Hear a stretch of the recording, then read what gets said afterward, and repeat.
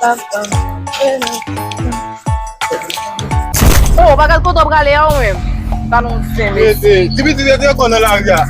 Mwen se tibiti la, ba mwen jwen nou bon frape? Esko bon frape, ou bagat koto brale ya?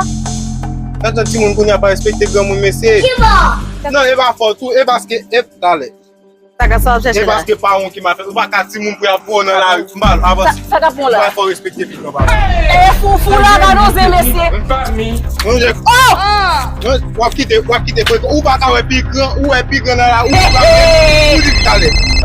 Mwen si pro. Mi vagabon wap bat. Silence, tibiti. Oui, madame. Oje moun nan pou travay la?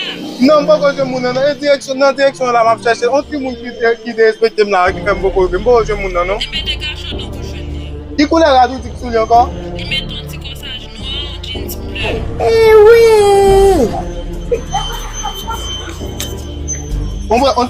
Li kon ti jeans bleu souli, on ti konsaj noir?